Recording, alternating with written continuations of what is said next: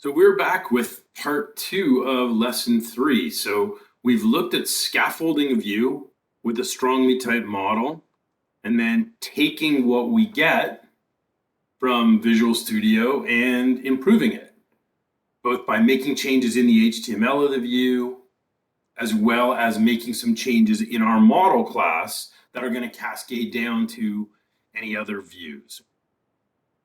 Okay, so what we're going to do now, and I'm going to give it a little bit of time to do this, is we're going to do a little small group activity in breakout groups. So the activity is here. First thing I need you to do is check what group you are in. Everybody, you should have a group link somewhere on the left side. And it should show you whether you are in group 1, 2, 3, 4, or 5. So same groups, you actually be the same group you were in for our little whiteboard activity back in week 1.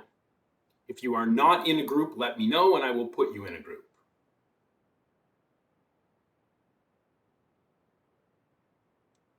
So this activity is graded. Again, you can do it after class on your own, but I'm going to give you some time to do it in a group now.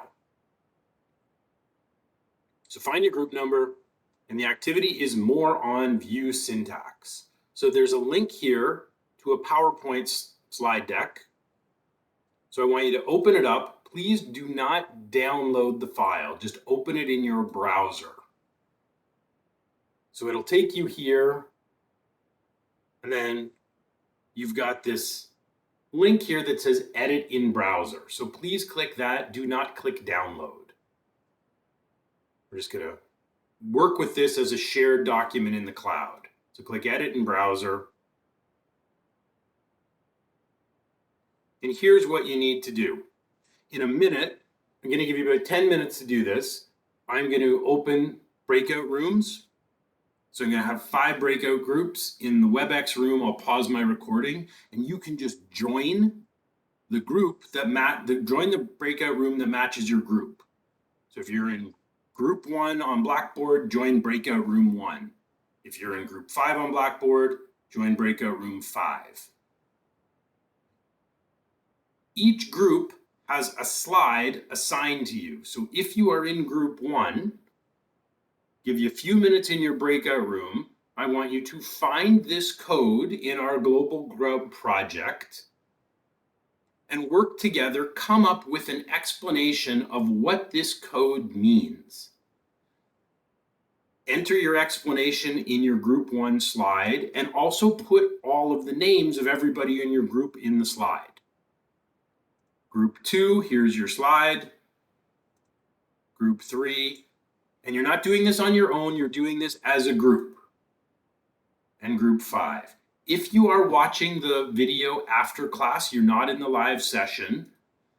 So if you are an asynchronous user, I want you to find another sample of ASP view code, paste it in here, and put in your own explanation and your name of what this code means.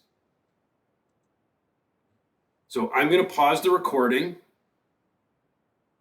and you'll move yourself into the appropriate breakout room, work with the other people in your room to document the slide assigned to you. I'm going to pause the recording. So we should be back in the main room. Yeah, Gerline, so you can start building your models. You can create the project. You can start creating the model classes and designing that now. That will give you a start. We'll also create the README file. Okay, so let's have a look at what you came up with. So group 1, okay, you've got your names here. So Jennifer, Dakota, Ilya, and Huiden. Okay, so what does this view data do? So view data is a standard layout template. Okay, view data, it's not necessarily a layout template, not exactly, but you're right. This will show the title homepage in the browser. So notice here, we click home, and in the browser tab, well, we've got it to say welcome. So In this case, it would say homepage in our browser tab, which would be used by search engines. So the view data is similar to our view bag. It allows us to, it's basically a container for some generic variables that we want to display in our HTML. Let's look at slide 2. So this is in the views shared. We haven't opened this file. There's login partial. We've got this code at the top. So yeah, it's imported an API called identity. Sorry, Alex. Is view data like session, you mean? No, because view data is only one view at a time. So there is actually a session object in .NET. We will use it later on, because when someone's shopping, we'll want to store a session variable so we can put all of their items into the same shopping cart that will be separate from everyone else. So view data is one view at a time. It's not transferable from view to view. Excellent question. Okay, so Alex, Nama here, Alex D and Elizabeth have explained. So we're importing the identity library, and it's used for, basically performing user authentication. Sign-in manager is for validating users, and user manager is to register new users and load their information. So we'll be using these classes later on, starting in lesson 6 when we get into dealing with authentication. Excellent answer. Okay, Eureka, Amra, and Brian have explained that render body. Okay, yeah, so main is for the main section, and render body, this injects the content from our child page into the page layout. Okay? So wherever we want our individual page content to be injected, we'll use that at render body. So in our project right now, we only have one layout file. Okay, so right now, any time we make a page, we're going to use this same layout file. We probably won't make a different layout template, so we're only just going to use the one with render body. But some websites might use multiple layout templates.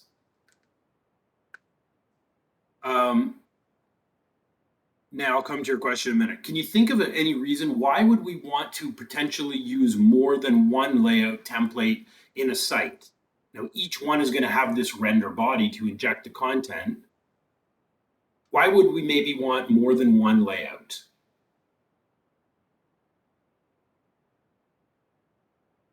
Okay, yeah, Attila, that's a great option, right? We want to give users a different theme choice.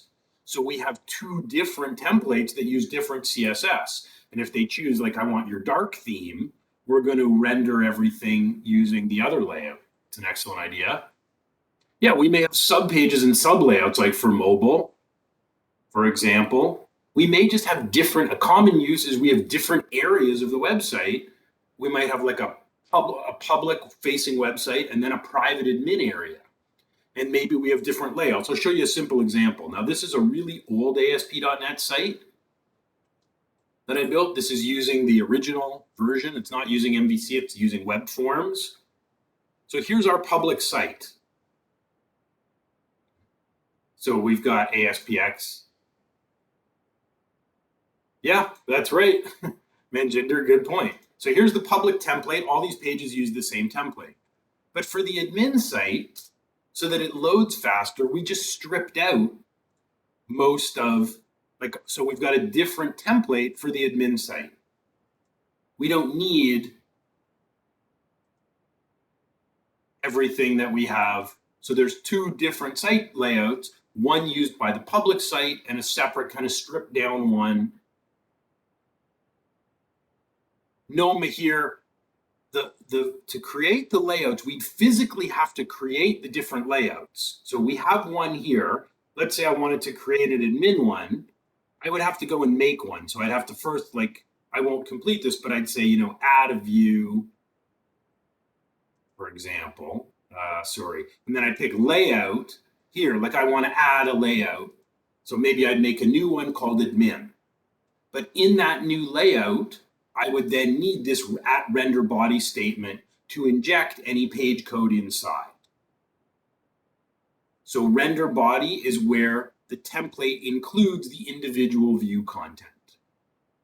Does that make sense?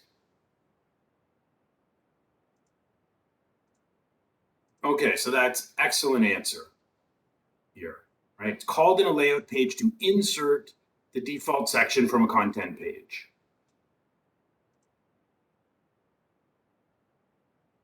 Okay, so Gerline, you did this one by yourself, looks like. I only see one name here. That's fine if you did. Oh, sorry, okay. Yeah, we can resize and move that around. So the render scripts required false. If it's set to false, we won't be able to see the JavaScript file in the view. So it means without the required command, our layout won't have those client-side JavaScripts. So does our view need our client-side script, yes or no?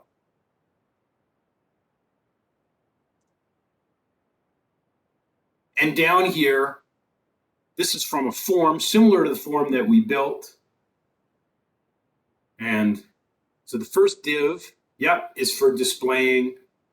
So if we want to display all our errors in one block at the top, we can use this validation summary.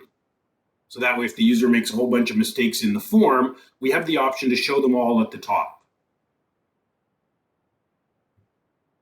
And then we've got our input tag, which is bound to the model, the name property, and the span for displaying errors that we already know over. And that's a great, thanks for the link here as well. Manjinder, Jesse, Scott, Attila, and Paula.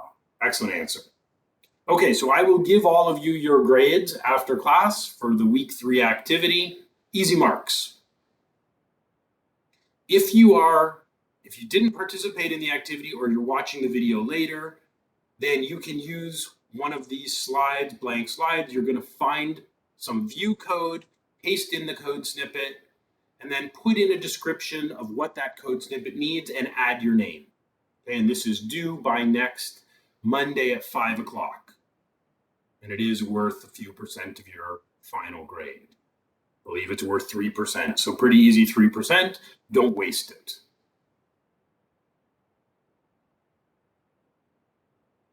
Okay, so I'll leave this up for reference. I'll make sure to add your grades for everybody who participated in the activity. I'm just going to go over, touch on a few other items. Yeah, I think pretty easy. So you should be doing these activities when I have them, right? They don't take very long, but they add up. It's 15. Well, I'll have to check the syllabus. I think it's 15% of your grade. So I would have to double check what it is in the syllabus. It's 2 or 3% for each of them. We're going to have 3 more of these little graded activities through the term. Okay, so I mean, I won't go over all this. This document is on Blackboard. Oh, no, it's not. I better upload it. Bear with me for a second. I'll make this file available for reference.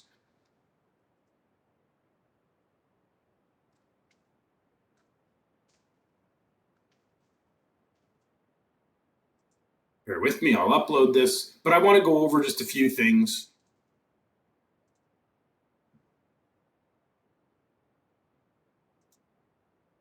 No.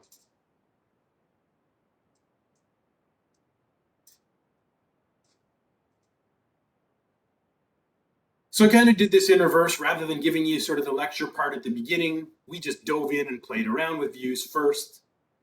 I let you explore stuff, do a little research on your own here. And I'm just going to touch on a few other things that we need to know relative to views.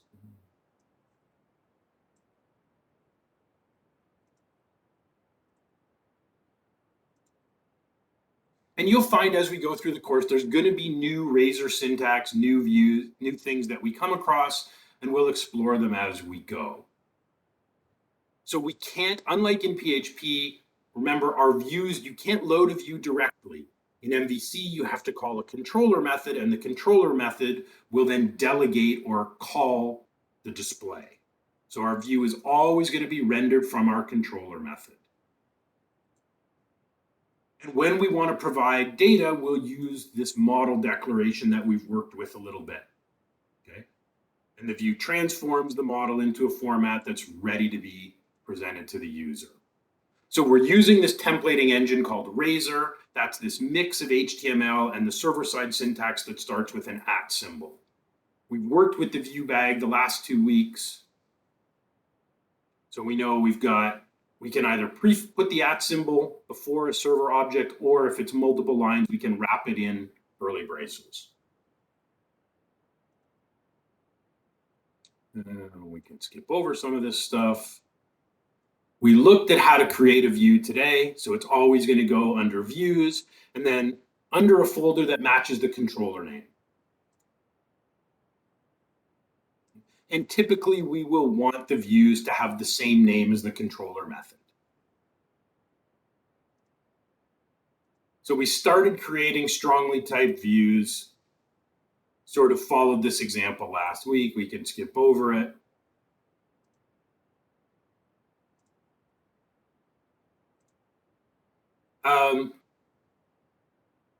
View model, I'm just going to explain briefly what this is. We're not going to use a view model in this class, but it's important you understand what it is because someone actually asked about it in yesterday's class. If we just go and look at our create, right? So we said we tied this form. We said the model is category. So one of the students in yesterday's class said, well, can we use multiple models? Can we have multiple model declarations in the same view? And the answer is yes and no. Not directly, so I cannot add a second model declaration here. This is not going to be allowed. So what happens if we want to display data from 2 different models, especially if they're unrelated, in the same view? In this case, we can use this view model structure. So if we have a view, we want to display a variety of data, and it doesn't come directly from one model or from related models. In this case, we can create what's called a view model. Don't think I have a diagram here. So something like this. We want to display a shopping cart view, and it's got both a list of products, but then it also has some other properties like a total and a message. So we could define our own class, and then we use this class as our model. So something like this. Okay, so we have flexibility if what we need to display in a view doesn't match neatly with just one model. We probably won't need to do this in this course, but it's available if you need that flexibility. We've looked at how to add a view simply by right-clicking the method name and adding a new view. So this stuff is just kind of a reference we've already done. And we have those 6 templates. We've got the empty template, and then we have templates for create, delete, details, edit, and list as well, where we can connect our view to a model class. And again, the scaffolding types, they're here with the description for each one. So this is for you to reference when you're building views. You can see exactly what each kind of template will give you. So for example, edit creates a form, but it will also populate the existing model instance. Okay, Minjinder, that's a really good question. Let's look at that. This came up Thursday.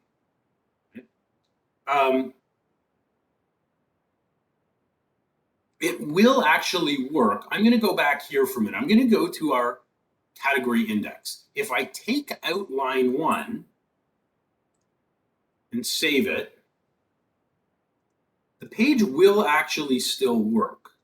Right? So I go to categories, my list still works, even though I don't have a model.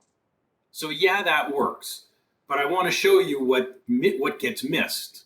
So let me take, let's say, in here, I type @c dot. Notice without my model, my code hinting is gone. If I don't explicitly declare my model is an IEnumerable of type category, I no longer have the IntelliSense code hinting that shows me the properties. So if I put it back,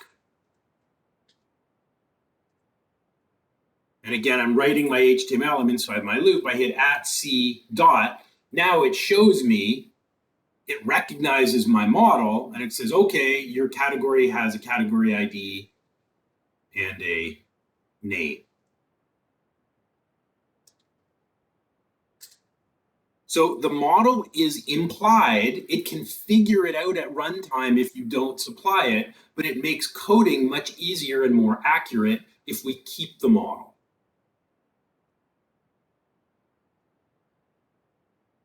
Okay, so I would recommend, if we're working with model data, we want this declaration, because then we get the code hinted. Make sense, Manjinder? Excellent question.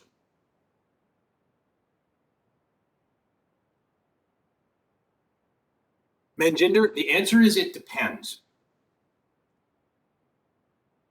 If we're using multiple models, but those models are related in our database, like let's say customers and orders, then we can simply use one model and it will automatically give us access to the related models.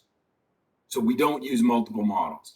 If we want to show multiple models that have no relationship, then we need to use this ViewModel pattern.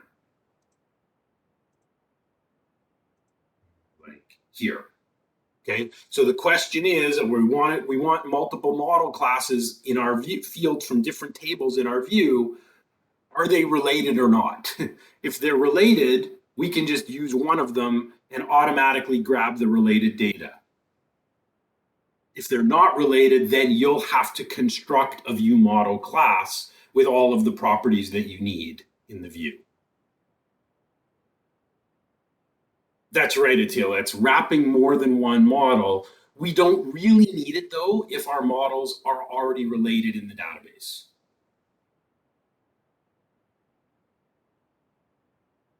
Great question. And then some more stuff here about the Razor syntax. Okay. Well, that there is a relationship between the tables in the database. So something like customers and orders, those are going to be related, right? We'll have an order model and a customer model. Every order will have a customer ID foreign key. You follow me so far? Yes, like a one-to-many relationship is exactly what I mean. Thank you, Shisato. So if we have two models that have a one-to-many relationship, we can simply reference one model, and Visual Studio and ASP.NET can actually add the related data. It's only if we have two models that have no relationship in the database. There's no connection, but we want to show them both. Okay, so let's say, I'll give you another example. So on the one hand, customers and orders are related, right? Every order has a customer ID foreign key. But let's say we have a news table and we have an events table, and they're not related at all. But we want to build a view where users can see both a list of events and a list of news in one view. In that scenario, we'll need the ViewModel. So we'll need to combine news and events into a ViewModel so we can display them both on the same page, because there's no connection in the database between a news item and an event. Does that answer your question? Okay.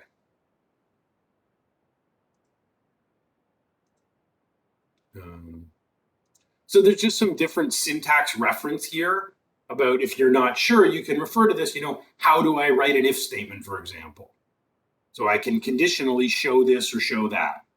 So I won't go over all this stuff. Server-side comments, we did this last week. We just use @*, *@. We talked about layouts already. There's also partial views.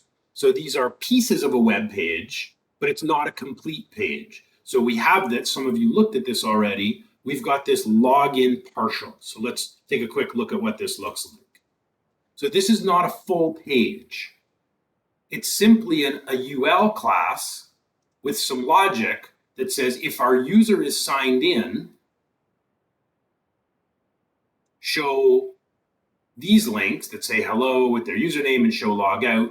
And if the user is anonymous, show these. So this partial is actually included here in our main layout. So we've got a partial, so we're injecting this little component of the nav bar up at the top right. Right? So we see register and log in, or we see hello with our username and log out. So we can create kind of component views that we can inject into other views. So these slides are here for you now in the lesson 3 folder for you to reference.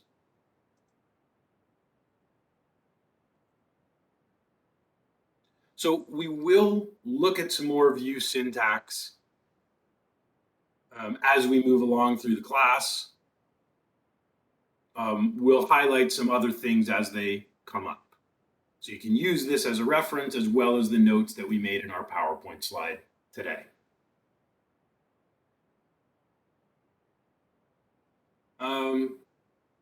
Okay, so I think we're going to leave off from views for now.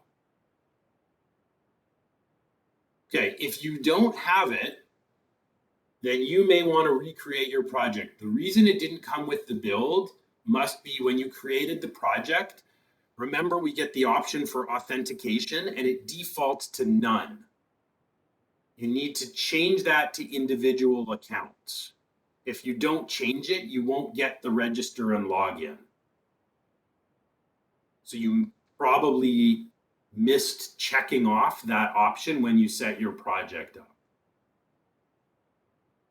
Can you add it manually? You can, but there's a whole bunch of other support files and libraries you need to add. So my recommendation would be, if you don't have it, that you either recreate the project or download my Git repository, I would recommend, and then work off of that. So I'll push my changes again. So lesson 3, 2.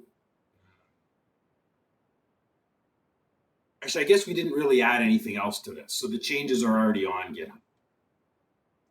So if you do not have register and login, either recreate the project or grab my repository off GitHub for in class.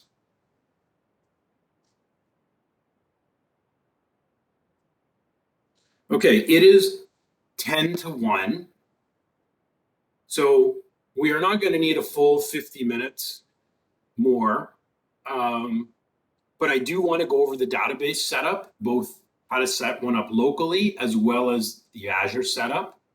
So let's take a break and I will go over that setup when we come back and help anybody who's got questions about that. Okay, we shouldn't be too much longer. I would imagine 15 to 30 more minutes at the most. So we will, let's step away, go stretch your legs, and we'll come back with the database component at 1 o'clock.